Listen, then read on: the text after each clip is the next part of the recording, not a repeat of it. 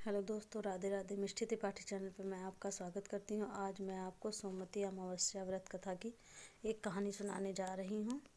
तो please like करिए, comment करिए, शेयर करिए। एक गरीब ब्राह्मण परिवार में था। उस परिवार में पति पत्नी के अलावा एक पुत्री भी थी।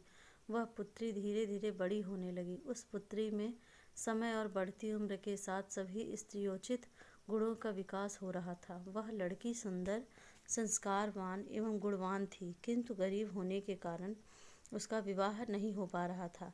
एक दिन वह ब्राह्मण के घर एक साधु महाराज पधारे। वो उस कन्या के सेवा भाव से काफ़ी प्रसन्न हुए। कन्या को लंबी आयु का आशीर्वाद देते हुए साधु ने कहा कि इस कन्या की हथेली में विवाह योग्य रेखा नहीं है।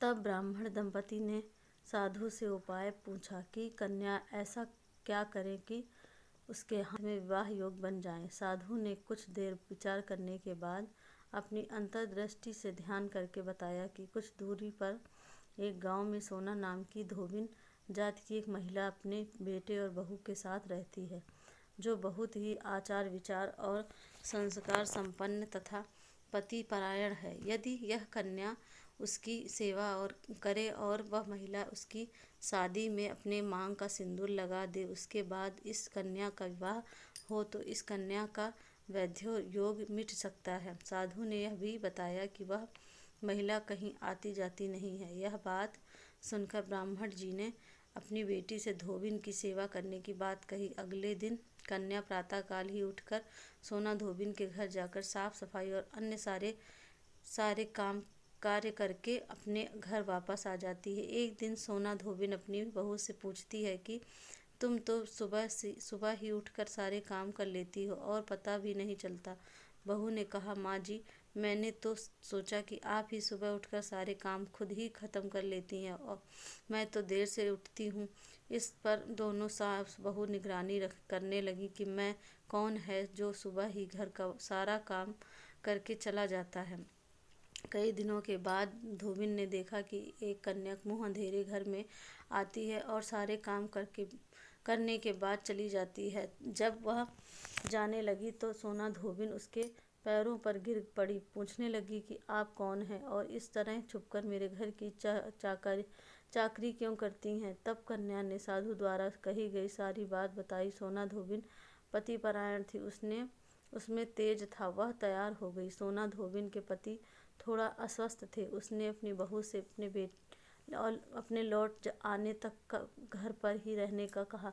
सोना धोबिन ने जैसे ही अपने मांग का सिंदूर उस कन्या की मांग में लगाया, उसका पति मर गया। उसे इस बात का पता चल गया। वह घर से निराजल ही चली थी, यह सोचकर कि रास्ते में कहीं पीपल का पेड़ मिलेगा तो उसे भंवरी देकर और उसकी परिक्रमा करके ही जल ग्रहण करेगी। उस दिन सोमवती अमावस्या थी। ब्राह्मण के घर मिले पुए पकवान की जगह उसने ईंट के टुकड़ों से 108 बार भंवरी देकर 108 बार पीपल के पेड़ की परिक्रमा की और उसके बाद ग्रहण किया। ऐसा करते ही उसके पति के मुर्दा शरीर में वापस जान आ गई। धोबिन का पति वापस जीवित हो उठा। इसीलिए सोमवती अमावस्या के दिन से शुरू करके जो व्यक्ति हर अमावस्या के दिन भंवरी देता है, उसके सुख और सौभाग्य में वृद्धि होती है। पीपल के पेड़ में सभी देवों का वास होता है, अतः जो व्यक्ति हर अमावस्या को न कर सकें, वह सोमवार को पड़ने वाली अमावस्या के दिन 108 वस्तुओं की भंवरी देकर सोना धोबिन और गौरी गणेश का पूजन करता है, उसे अखंड सौभाग्य की प्राप्ति होती है। ऐसी प्रचलित परंपरा है कि पहली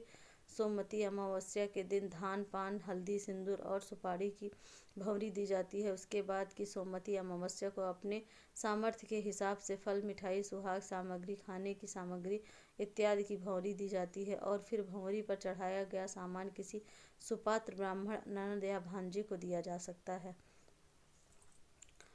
ये कहानी आपको कैसी लगी तो प्लीज़ कमेंट बॉक्स में ज़रूर बताइएगा। मेरे ऐसी कहानियाँ सुनने के लिए हमारे चैनल पे आप लोग जुड़े रहिए और प्लीज़ बेल आइकॉन को प्रेस करना ना भूलिए। ये कहानी कैसी लगी प्लीज़ कमेंट बॉक्स में आप लोग ज़रूर से ज़रूर बताएं। राधे।